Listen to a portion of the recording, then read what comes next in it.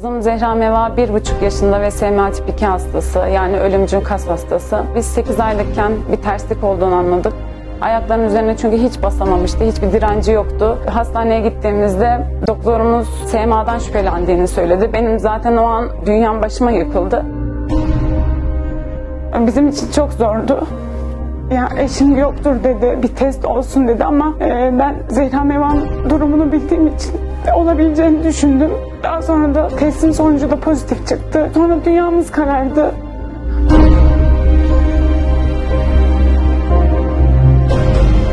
Yani bir insanın yaşayabileceği en büyük belki çaresizlik bizimki.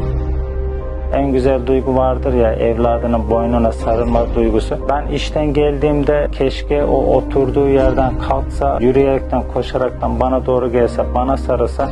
Zehra Meva'nın maalesef kollarında güç kaybı olduğu için yani doyasıya şöyle bir baba olaraktan sarılamıyor. Ben onu çok istiyorum. Kızımın ilacına kavuşup tedavi olmasını, kızımın koşmasını, kızımın yüzmesini, sağlıklı bir birey olaraktan hayata devam etmesini çok istiyorum. 15 kilometrede durdum, peşini bırakmamışlardı. Devriş gün geldi artık, nereye kadar gittiler sonunda bilmiyorum.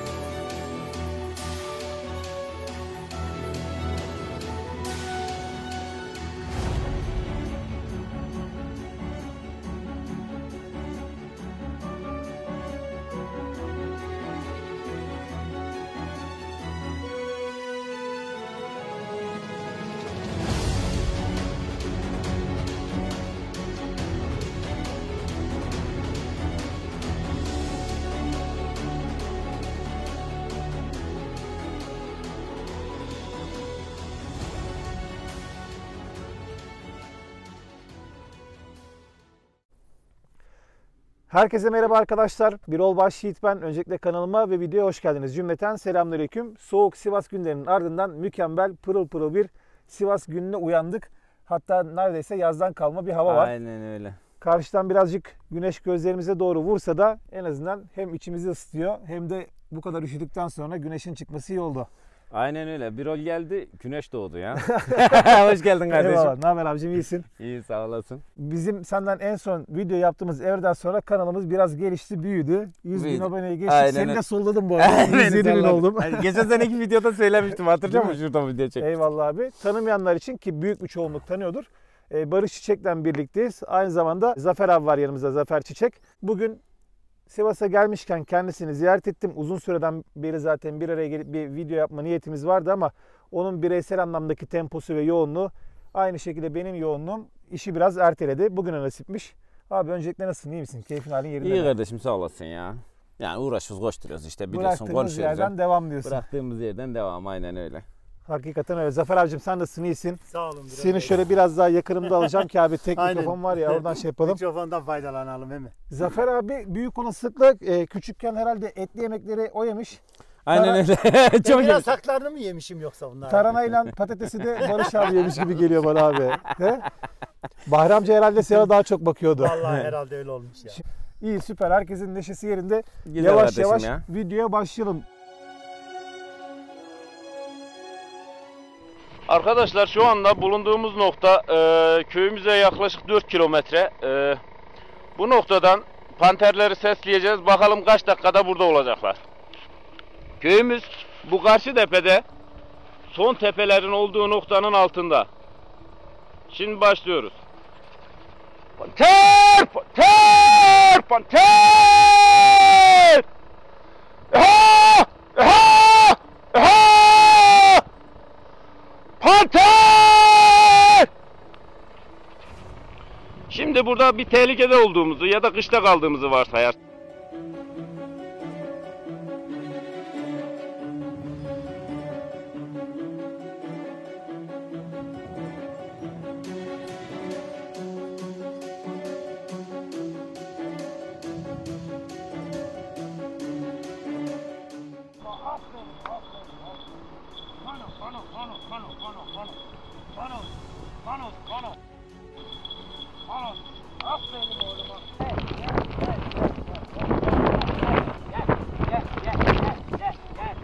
Bu videomuzun konusu ne arkadaşlar? Panterlerle ilgili kaos bitmiyor. Bitmiyor, Tamam mı? aynen öyle. Ben de YouTube'a mümkün olduğunca bu kaosu taşımamaya çalışıyorum. Hı hı. Instagram'a bazen taşıyoruz. Sen de elinden gelince bu kaosun içerisinde yer almamaya çalışıyorsun ama bu tarz kaosların en güzel cevabı, mutlu olanlar ekrana az geliyorsa mutsuz olanlar daha fazla geliyor. Yani mesela iyi yaptığın işi kimse görmez ama kötü yaptığın işin herkes peşinden koşturur. Daha önceki yaptığımız videolarda da ben memnuniyetsizliği olan adamlar varsa diye açık çağrı yapmıştım videodan. Doğru muyum? Evet, evet. Eski videomuzu girip izleyebilirsiniz. Şimdi de bunu istiyorum. Panterlerin sürü performanslarının olmadığı, koyuna gitmedikleri ya da işte davar köpeği olarak başarılı olmadığını söyleyenler var. Evet. Şimdi bizim kanalımızda büyüdü. Allah'a çok şükür güzel de izleniyoruz. Evet. Seni seven de sevmeyen de takip ediyor. Takip ediyor. Ben aynen öyle. istiyorum açık sözlükle burada yorumların altına lütfen ama öyle fake isimlerle, çakma resimlerle değil, bizzat kendiniz olarak iyi ya da kötü köpek alıp sürüsünde çalıştıranlar yorumlarını buraya eklesinler. Aynen öyle. Sadece köpek alıp köpek sahibi konuşsun. Aynen öyle. Köpeği olup yani Barış Çiçek'ten köpeği olup sürüde çalıştıran adam nasıl bir sonuç aldıysa bu videonun altına yorum eklesin. Yapabilir. Baş Fake tacı. hesap değil kendisi olarak. Aynen Doğru öyle, muyum? kendisi olarak Açık ama olarak bir bizden eleştiri köpek açıdı. almadan yorum yapan değil. Aynen öyle. Köpeğin yavrusunu kullanan. Bende Yavuz'un yavrusu var bir tane dişi köpeğim. Aslında ben burada Venüs'ü çok beğeniyordum Barış'ın köpeklerinin içerisinde. Venüs'ü çok hayranıyım Venüs'ün. Yalnız ben başka bir dişiden bir yavru tuttum. Aha. Duman diye bir dişimiz vardı. O dişiden bir yavru aldım ben. Bu sene bu yavruyu işte diyorum ya geçenlerde de televizyon programında da çıktı o. Altına da yazmışlardı dişiye hayran olduk diye de. Yani bu kadar güzel bir dişi olamaz. Nerede o şu anda? Buralarda mı? Yok koyunda. Koyun nerede? Şu anda dağda merada koyun. Çoban tek. 500 koyun var. Dişi bir de yavrusu var yanında. Kaç yaşında şu anda bu dişi? Herhalde 4 yaşında mıdır? 4 yaşında şu an. 4 yaşında dişi yavrusu 1 yaş. Barış abiden onlarca köpek gidiyor. Bir de işin şöyle bir ilginç tarafı var. Bütün panterlerin sorumlusu sensin. He, aynen Türkiye'deki. öyle. Kim üretirse üretsin sorumlusu ben olacağım. Ben şunu da söylemek istiyorum. Bizim önceden de çok köpeklerimiz vardı. Ben Yavuz'dan sonra Yavuz'un töremeleri kadar yabaniye bu kadar hırslı olan bir köpek daha görmedim. Yabaniye bu kadar hırs yani dağa gidip onu yaşamanız gerekiyor. Evet kesinlikle. katılıyorum. Geçenlerde bir şey yaptım. Kendim götürmüştüm. Çoban işte burada yemleri falan hazırlıyordu. Çerkezderesi diye bir mevkimiz var. Oraya gittik. Koyunları kendim gütüyorum orada. Koyunlar yayılıyor. Dişi yanımda. Yavrusuyla beraber.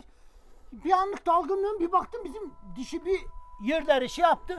Kokladı. Alabildiğine saldırdı. Saldırdı ben dedim vallahi bir şey götürüyor bu köpek dedim.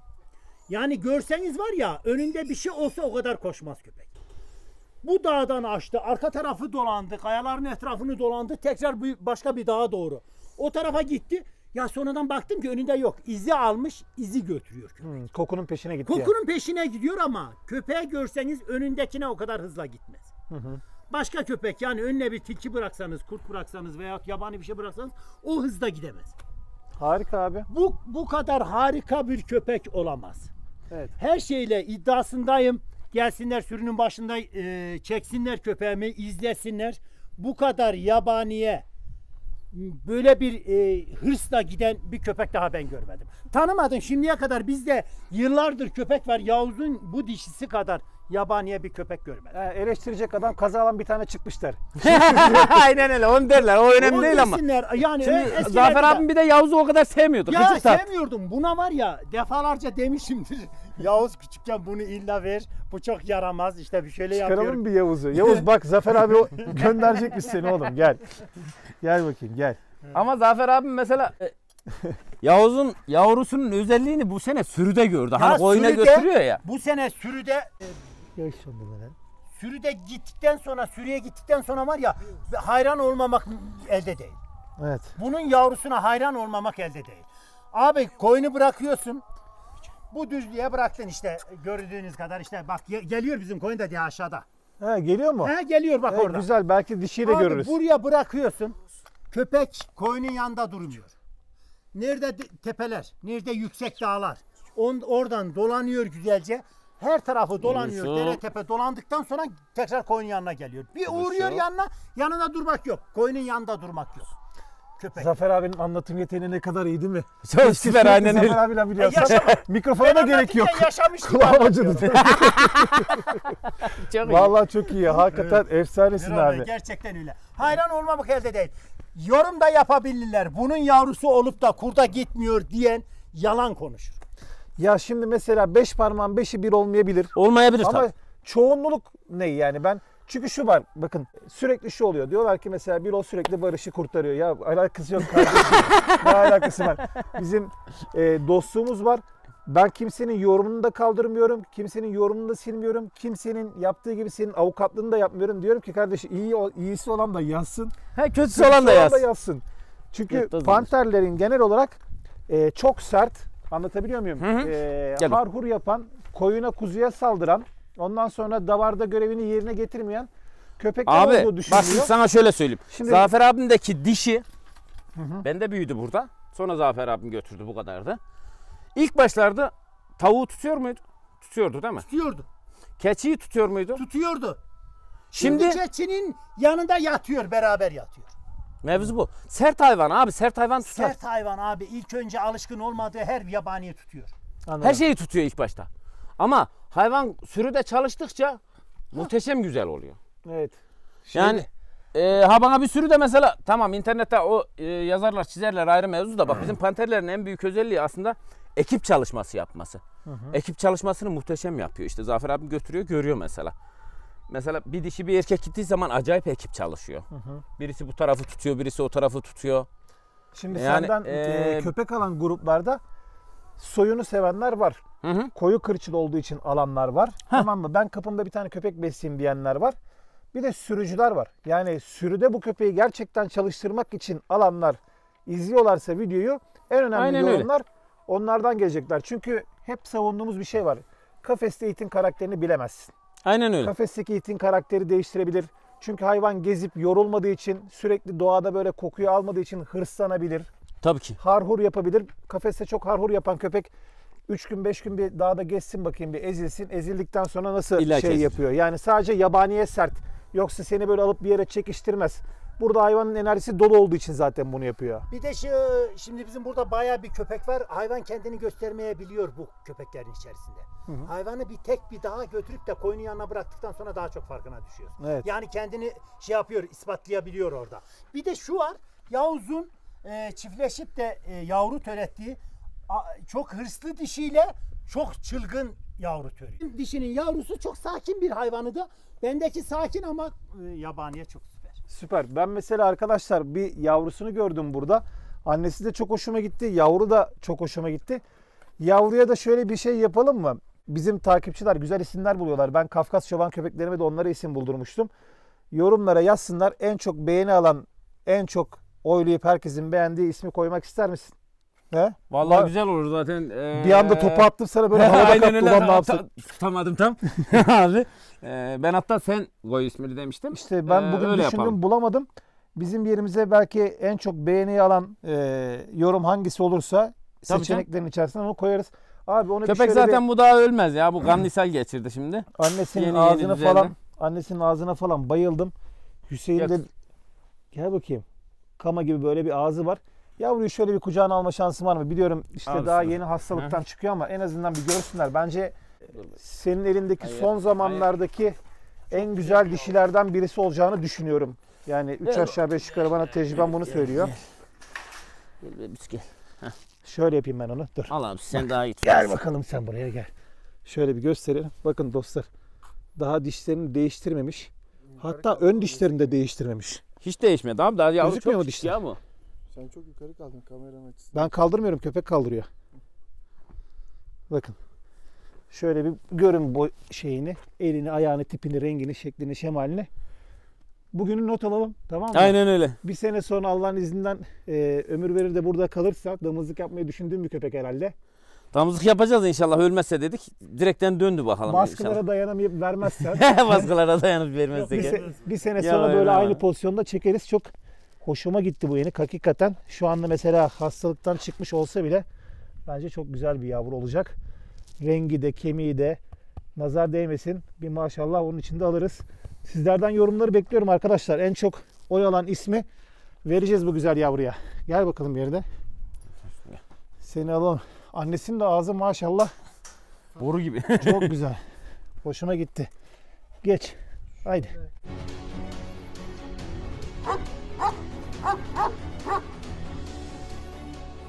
Kızım. Güzel kızım benim. Maşallah sana. Şimdi şu da var abi. Mesela Evet. katılır mısınız, katılmaz mısınız bilmem. Köpeğin olduğu bir sürüye gittiği zaman bir yavrunun, o köpeklerde iyi köpekler, çalışan köpeklerse kendini geliştirmesi, öğretmesi daha kolay oluyor. Bana göre çoban köpeği hem içinde olacak hem de görerek öğrenecek. Bilhassa anası olacak. Annesi mi? Annesi olacak. Ha bak şimdi mesela ama şunu yapmasınlar. Şimdi yavruyu götürdün o sürüde 2-3 tane bu başka köpek var yani. Hani bunun soyundan, anasıyla babasıyla alakası olmayan köpek varsa o yavru onlardan çekindiğinden iş yapmaz. Anladım. Hep güzel bir Onlardan konuya çekinir. değindin. Mesela bir köpeği bir de diyorlar ki mesela koyunla tanıştırın ama 7 aylık olana kadar yani 3 aylıktan itibaren koyuna gidip gelen köpek içinde çabuk ezilir, erken ezilir diyorlar. Ezilir Katılıyor abi. musun? Yani Ezilir. koyunu bilecek. Ezilir, bir de başka köpeğin yanında bırakırsanız karakteri diğer köpeklere benzer. Döver. Onun için yani hem korkar o köpeklerden. Nasıl yapacak o zaman? Adam mesela diyelim ki sürüsünde 2 köpeği var, 3 köpeği var. Senden bir tane ilave etmek istiyor. Bunun çözümü ne o zaman?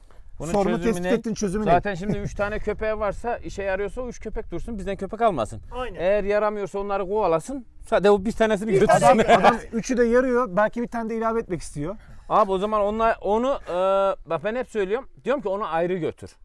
Anladım. Mesela ayrı götür. Şimdi mesela bu yavruyu bir gün koyuna salarsın. Bir gün durdurman lazım. Her gün göndersen bu ezilir. O zaman ben şunu algıladım senin söylediğinden. Ya yeni bir ekip kur ya da birbirinden kan bağı olan ekipten devam et. kan bağı Altından olan gelen ekip. yavrular büyümesi lazım. O zaman tam anlamıyla şimdi dedin ya ekip çalışması yapıyorlar. Hı.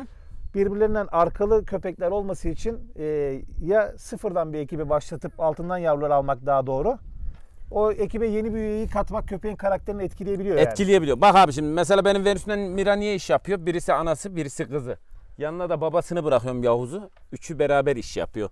Şimdi mesela bu dişi şu yavru onun yanında büyüyecek ya. O yavruyu ben Venüs'ün yanına koyarsam Venüs o yavruyu gider gelir ezer. Hiçbir cacığa yaramaz.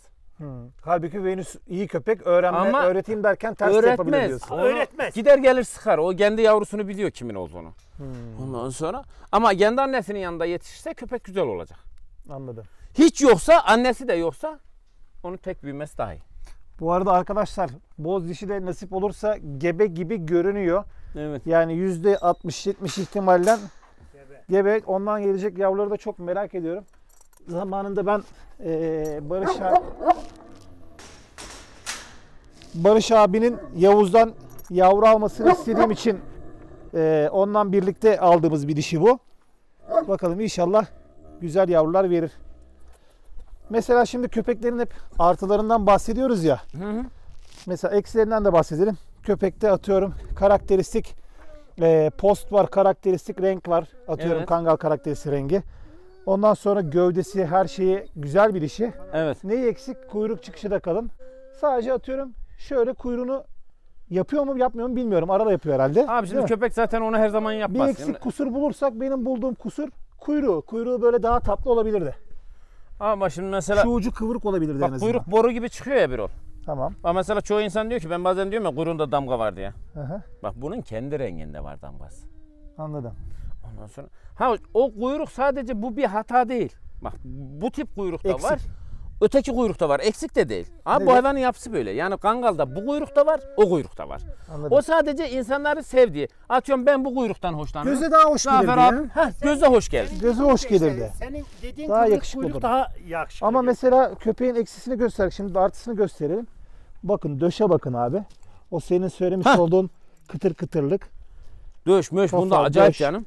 gövde. on Muhteşem numara. güzel yani. İnşallah sağlıklı yavrular çıkar. Şimdi mesela Bak benim elimde sakin. Bir de sen alsana bir eline. Sen sevince Şimdi- onun kimyası değişiyor. abi bir de şu var mesela bu köpeğin babam bazen diyor ki zaten her yeri tam olsa nazardan ölür diyor. Şimdi bu köpeğin kuyruğu da güzel olsaydı zaten manken olurdu. Değil mi? Doğru söylüyorsun. Kızım. Hani kızım. Hani kızım. Hani kızım. Hani kızım. Hani Kızım. Neyse gebe abi onu çok şey yapmayalım, sarsmayalım. Tamam efendim. Bu da değil, içerideki de tam bu hastası ha.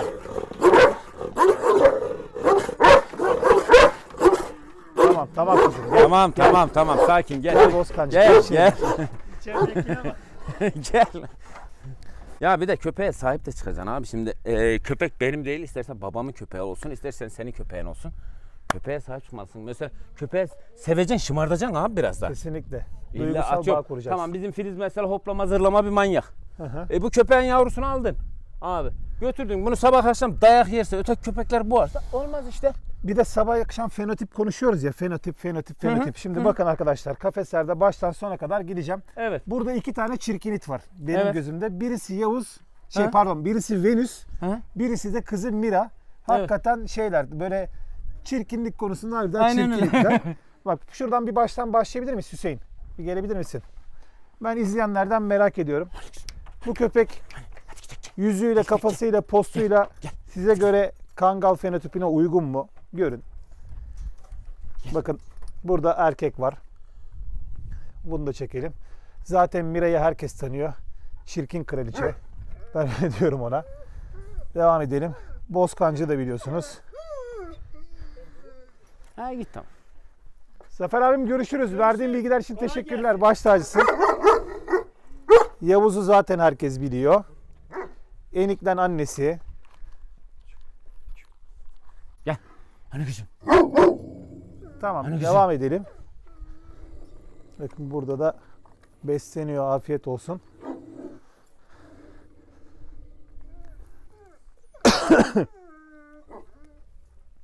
Bu da çirkin kraliçenin annesi Venüs arkadaşlar.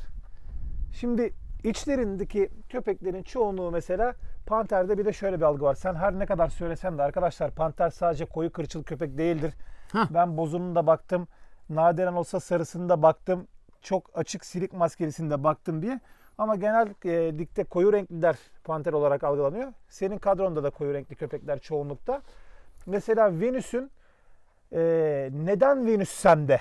Yani mesela bu köpekte atıyorum mesela baktığın zaman kuyruğu ince, gözlerinde tatlı bir pörtleklik var vesaire var. Evet. Niye Venüs sende abi?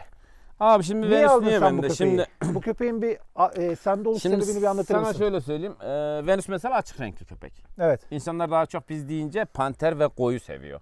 Ama ben yıllardır anlatıyorum. Diyorum ki ya bunun bak bizim eski resimlerde dahil hepsinde bizim bir tane kırçıl, 2 tane boz köpeğimiz olurdu. Yani bunlar kardeş ama. Yani kardeş bu köpekler. İnsanlar şimdi panteri sadece kırçıla getirdiler mesela. Koyu kırçıl panter demek. Şimdi Venüs niye bizde?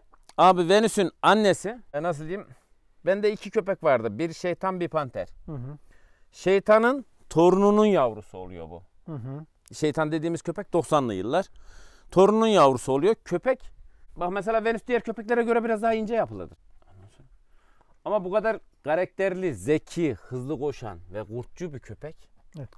Nasıl diyeyim? Böyle Kurtçu köpek karakteri için burada yani. binde değil bir mi? bulabilirsin yani, binde bir. Yani hayvanın her yeri şey böyle, ben bazen ona kraliçe sultan diyorum ya. Yani böyle hanımefendi kadınlar olur ya, onun gibi. Mesela Venüs'ün böyle hargür yapayım bilmem ne öyle bir dalgaları olmaz. Böyle çıkar, itin önüne düşer, alır götürür, gezdirir, kurt boğdurur. Barış abi güzel güzel anlatıyordu. O arada şarjımız bitti. Telefonu şarj et, kahve sigara molası var derken hava sıcaklığı bir anda 5-10 derece düştü. Şeklimiz değişti. Şeklimiz değişti, aynen öyle. İti gezdirir, kurt boğdurur diyordun abi. Orada kaldık. Aynen öyle. Yani hayvan sadece görevini yapıyor abi. Bu hayvan hakikaten görevini yapıyor. Ve çok hızlı bir hayvan. Şimdi bunun babasına da gelince Aynen. ben aslında... Yani panterlere Gürünü Zoro'nun giriş amacı neydi? Giriş amacı neydi? Bak şimdi sana şöyle söyleyeyim. Gürünü Zoro'nun giriş amacı, şimdi herkes köpek bakar ama ben köpekte farklı şeyler arıyorum mesela Birol. Yani herkese göre güzel olan tabi bu zevk meselesi. Ben köpeğe hiç görmeden bakıyorum mesela. Gürünü Zoro'nun giriş amacı şöyle. Gürünü Zoro'yu hiç görmemiştim. Bir evde oturuyoruz gece. Misafir olduk oraya. Gürünü Zoro'nun yakın köyü. Bahçede güzel esiyor. Gel kapısının aynen arkasına öyle. doğru gidelim. Bahçede de 4-5 tane köpek var. Köpeğin dişi köpek kızal. Evet. Ama yanında erkekler de var. Dışarıdan bir bağırtı falan geldi. Çıktılar bunlar, geri geldiler falan. Ne oldu dedim. Dedi ki ya dedi şu aşağı köyden dedi bir zar var dedi. O geliyor dedi. Kızana at diyor dedi. Allah Allah dedim neyse. Biraz oturduk. Köpek bu sefer kızıyla beraber gelmiş. Kızıyla beraber tekrar bahçeye girdi. Köpeğin birisini boğdu falan. Bunlar çıktılar değnek, kürek koştular neyse. Biliyorsun köylerde köpekler hep dayak yer. Şimdi bizim köpeklerin de başına hep gelir mesela bu. Köpek gider bir köpeğe tuttuğu zaman pataküte yer yani. Bu böyle. Dedim ki lan köpek güzel köpek. Yani köpeği hiç görmedim ama dedim ki bak o köpek öteki köyden gelip senin bahçene girip kızana alabiliyorsa o köpek zahar değildir. Aksine çok güzel bir ittir. Çok güzel bir ittir. Sonra gittim gördüm köpeği. Gördüm bakımsız da bir köpek. Hiç böyle hayvan kuru tahta gemik. Hani sahibi anlattı o kadar önem veren de birisi değil. Sadece sürüsüne gidip geliyor işte köpek. İşte köpek de kurt boğmuş orada. Hakikaten kurt boğmuş bir köpekmiş. Köpek hoşuma gitti. Aha. Köpek böyle şey gibiydi yani şahin gibiydi. Var mı resmi? Günümüz oranın. Resmi var tabii canım. Tamam, İnternette... ekleyelim buraya. Bilmeyenler de bir görsün.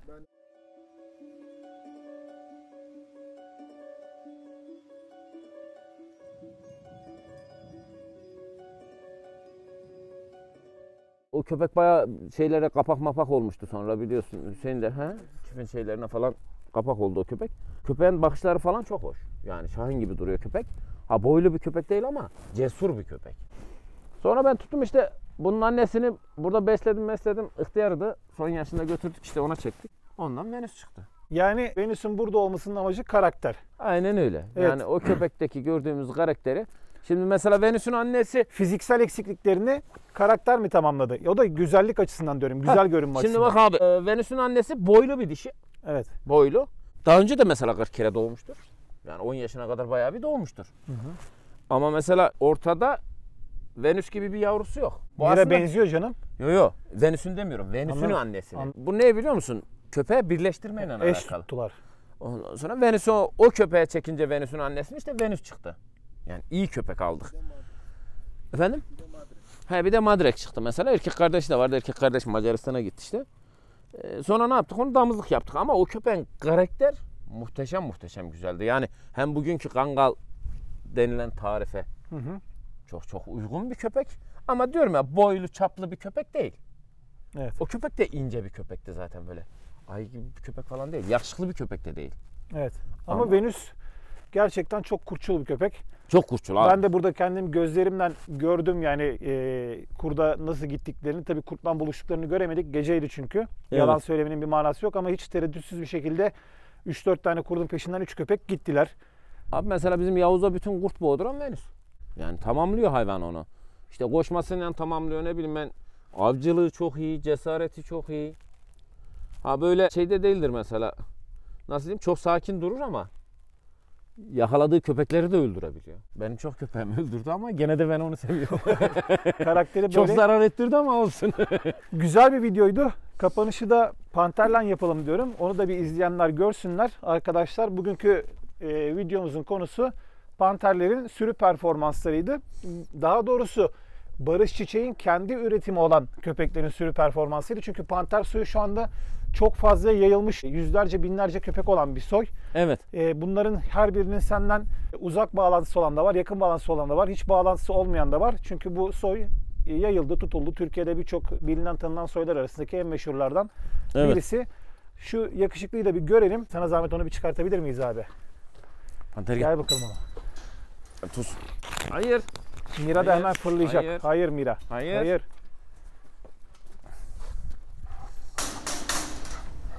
Ay maşallah nazar değmesin. Bu da benim çok hoşuma giden Yavuz'dan sonra yerini alabilecek güzellikte bir köpek. Mesela Yavuz'a göre artıları neler, eksileri neler? Ama artıları neler, eksileri neler onu da söyleyeyim hemen. Artıları Yavuz'dan biraz daha sallı bir köpek bu. İyi de koşuyor. Eksisi şu. Yavuz böyle kafadan kırık bir köpek yani. Mesela Yavuz'a bir köpek diş atmış ya da kurt diş atmış fark etmiyor. Kafasını sokuyor mesela içine. Evet. Yani sonra... budaktan gözünü sakınmıyor Yavuz. Hiçbir şeyden gözünü sakınmıyor. Bu biraz daha temkinli. Biraz daha yakınına gelsene babasına benziyor mu bir yüz ifadesi görelim. Temkinli davranıyor bu biraz daha. Ha ben Yavuz gibi olmasını daha çok isterdim. Bunun şimdi hiç olsa. yabaniyle teması oldu mu şu ana kadar? Abi şimdi yabaniyle temas oldu desem yalan olur. Tilki boğmak hariç şu anda bir şey yok. Kurtla birebir gelmişliği yok. Gelmişliği yok ama şu var sadece. Köpeğin zaten hareketinden biliyorsun Birol. Hı hı. Ne yaptığından. Hani ben görmedim işin doğrusu. Ben de gördüm kurdun izine gittiğini ama hani bu sene bir olay oldu sadece onu görmedim. Buradan işte bizim rüzgar santralı var aşağıda Hamal köyünün orada. Orası ne kadar? 9, 6, 14 kilometre işte net var en az. 14 kilometre ötede çobanla bizim işte Sivas'ta Ümit Usta var. Onlar görüyorlar sadece. Yani kurdu nereden bulmuşsa önünde götürüyormuş. Hala götürmeye devam ediyormuş yani. Yani demek ki bu da iyi demektir. Durum bu diyorsun ha. Aslan yakışıklısın sen de ha. Çok güzelsin. Ben çok yakışıklı buluyorum. Evet. Tip olarak çok hoşuma da giden bir köpek abi. Çok bayılıyorum. Var mı ilave etmek istediğin bir şey? Benim var. Söyle abi. Herkesin merakla beklediği bir video var biliyorsun. Uygun bir ortamda gerçek kurtlarla Barış Çiçek'in karşı karşıya getirmek istediği köpekleri var diye bir projemiz vardı. Bu projeyi de biz bir türlü yerine getiremedik. Hayır. İnsanları da bana mı oluyor? Biraz öyle. Vallahi mı? Ne oldu lan? Ay, kurtlarla karşı karşıya getireceğim deyince mi şey yaptı acaba? Kurt ismine mi geldi. tepki verdi? Ankara'da asla ve asla ne köpeklere ne de kurda zarar gelmeyecek bir ortamı tahsis ederek yapmak istediğimiz bir video var. Bu videoda Barış abinin kanalında kısa sürede olacak mı? Gidebilecek miyiz? Gel bana Panter. Şunu bir içeri atayım abi sen. Sakata gelme diyorsun yani. Sakata gelme aynen öyle. Geç bakayım. Geç. Panter geç. Geç. Bak Şimdi sen abi onu köpeğe. inşallah yaparız. Aslında bunları yapmamamızın nedeni şöyle yapamıyoruz daha doğrusu biliyorsun zaman yetmiyor. Çünkü senin de bizim de hayatımız biliyorsun koşturmayla Evet. geçiyor. Tempo Belki yok. insanlara göre rahat gözüküyordur ama gerçekten işin içinde olsanız hiç de öyle rahat Aynen, falan değil. köpekleri al arabaya koy git gel videoyu çek Biz konakla. çünkü her gün bir yolda orada burada işte Birol hakeza öyle atıyorum 5 gündür ki burada mesela evinden uzakta. Arkadaşlar şunu söyleyeyim. Birol geçen yıl başladı YouTube kanalına doğru mu? Doğrudur abi. Ama gerçekten emek sarf ederek başladı. Ben o zaman da demiştim zaten kendisi biliyor. Dedim ki Birol sen işin güzel yapıyorsun. Bu kanal yürüyecek demiştim. İnşallah dedik aynen. Ondan sonra ben biraz laskayım biliyorum bu konuda. Bir Estağfurullah. video atıyorum. Aradan bir ay geçiyor. 3 video atıyorum mesela. Aynen. Saçma sapan gidiyor ama daha titiz davranıyor. Ama bunu yaparken gerçekten koşturuyor. Yani kimse öyle evinden uzak gidip bir hafta 10 gün orada burada Evet, evet. yapamaz Sağ bunları. olsun. Yani kolay değil. Gerçekten kolay değil. Birol konusunda şunu da söyleyeyim. Bizim takipçilerin bir yanı Birol'a kırılmış olabilir ama Birol benim gerçekten dostum. Çoğu özel şeylerimi de paylaştığımı da kendisi de bilir. Eyvallah sağ olasın. Gangal tartışmalarından Birol'un zaten gerçekten bir ilgisi yok. Birol beni hiçbir yerde savunmak zorunda da değil. Evet. Savunulacak zaten suç ve ceza yok ortada. Ondan sonra. Ya aslında işin özü şu. Şimdi insanlar dışarıdan bakıldığı zaman bunu böyle algılamaları da doğal. Onlara da Evet. kızmıyorum. Çünkü niye? Dostunun sorununda yanında olman bir dostluğun gereğidir. Evet. Ama bireysel olan her tartışmada ben Barış abinin haklı olduğu her konuda zaten yanında olurum. Konu köpek olsa sabahtan akşama kadar tartışabiliriz. Evet. Anlatabiliyor muyum? Adam senin köpeğini sever, sevmez, bakar, bakmaz, melez der, kırma der, kangal der. Bunların her birisi tartışılabilecek konular. Ama Evet. bireysel anlamdaki tartışmalar işi üzen, insanların sinirlerini oynatan, yıpratan konular. Ben de bunları mümkün olunca zaten YouTube kanalına dahil etmemeye çalışıyorum. Evet. Kendisiyle aramızda hiçbir bireysel bir sorun yok. Abiliğimiz, Kesinlikle. kardeşliğimiz her daim baki. Benim kardeşim olarak da ona bir eksiğim olduysa da affola. Yaptığım hiçbir şey de art niyetli değildir. Senin de bundan Kesinlikle. emin olduğuna Hı hı. biliyorum yani. Aynen öyle. Ben biliyorum işin içeriğini. O Aynen. yüzden gerek yok. Ha birilerinin kalbini kırdıysak özür dileriz. Biz zaten biliyorsunuz sadece işimizi yapan insanlarız. Aynen. Ondan Ya bu sonra- olur. Bu maratonun içerisinde koşarken ayağında tökezleyecek, fark da atacaksın, geride de kalacaksın. Hayat bir yarıştan ibaret. Bu Kesinlikle. yarışta bizi aşağı çekmek isteyenler yok mu? İlla ki var. Ama Yapacak kim bir şey yok. neremizden tutarsa tutsun biz koşmaya devam edeceğiz. Sen Durum yukarı bu. çıktıkça birileri ayağından çekecek yani bu dünyanın kuralı. Aynen öyle. Dostlar. Ama bizim aramızda kesinlikle Eyvallah. Sağ olasın hiçbir abicim benim. zaman hiçbir şey yok. Çünkü Birol'un bana hiçbir zaman art niyeti olmadı. Bu bir gerçek. Bizim çünkü Benim köpek de dışında ona bir dostluğumuz var. Ha, Ailece köpek görüş dışında temasımız yani var. Biz aile köpek olarak bir zaten şey bir değil bizim arkadaşlığımız var. dostluğumuzda Aynen gerçekten bunu böyle bilin. Köpek bizim açımızdan bir şey değil, hiçbir şey değil. Hatta bir araya geldiğimizde hiç köpek konuşmuyoruz. hiç konuşmuyoruz. Aynen öyle. Çok farklı konular konuşuyoruz. Bu bir gerçek. Hakikaten. Çünkü bir oğlum benden bir çıkarı yok, benim de bir oğuldan bir çıkarım yok. Dedim ya, daha özel şeyleri paylaştığım bir arkadaşım. Allah razı olsun. YouTube kanalımı büyüttün şimdi. Yok. Prim için Eyvallah. Barış abinin yanında kalmaya devam edeceğim. Allah'a emanet. Görüşürüz. Allah'a emanet kardeşim.